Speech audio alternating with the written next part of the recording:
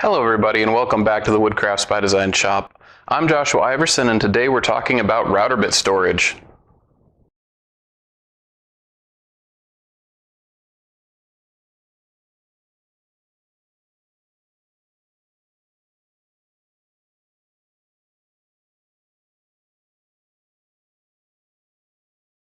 Now anybody who's been woodworking for a fair amount of time knows that things like router bits just tend to multiply, and my shop is no exception.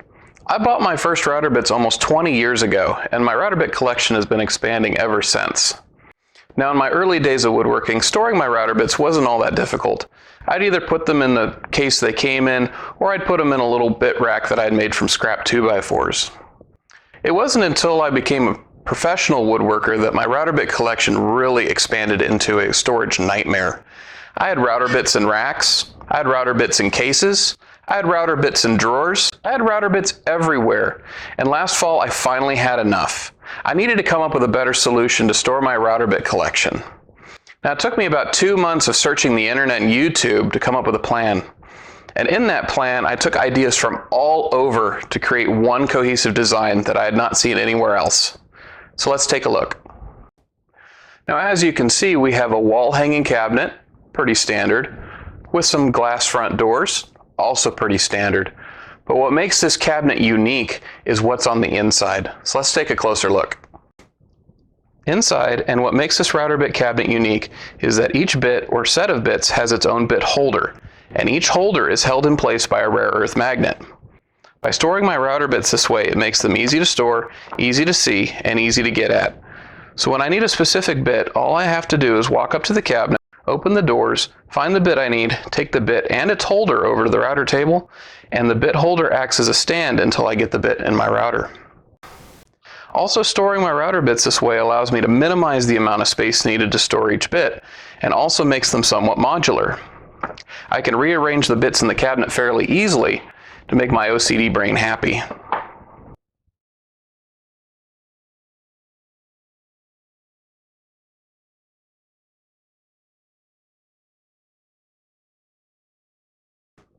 Unfortunately, I did not shoot any video of me constructing this cabinet due to lack of time. I also do not have a plan download. So I will quickly go over the construction and critical dimensions if you wish to build one for yourself. The cabinet carcass and doors are made from scrap sapele I had left over from a door job, and the back is made from 1/2-inch birch plywood. The interior dimensions are 26.5 high, 48 inches wide, and 2 7/8 inches deep.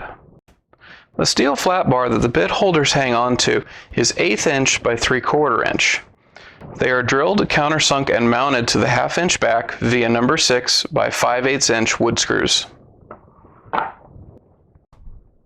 The bit holders themselves are made from 8/4 maple, which I milled into strips that are 2 3/8 inches wide by 2 13/16 inches thick. Then I datoed the backs to go over the 1/8 by 3/4 inch steel flat bar so that the holders would sit flat against the back and not get high centered on the flat bar. Be careful of your tolerances. Here, too much gap between the bit holders and the flat bar will make the magnets less effective and they may not hold. Once I got the maple strips made, I started cutting them into individual holders. I started my holders at 1.5 inches long and increased them in 1/2 inch increments depending on the bit diameter. If the bit had 1.5 inch diameter, I would cut a 2-inch bit holder. If the bit had a 2-inch diameter, I would cut a 2.5 inch holder. That way the edge of the bit would never be flush with the edge of the holder, and the router bit could never possibly touch each other in the cabinet. I also cut extra long holders for bit sets that needed to stay together or get used together, such as cabinet door making sets.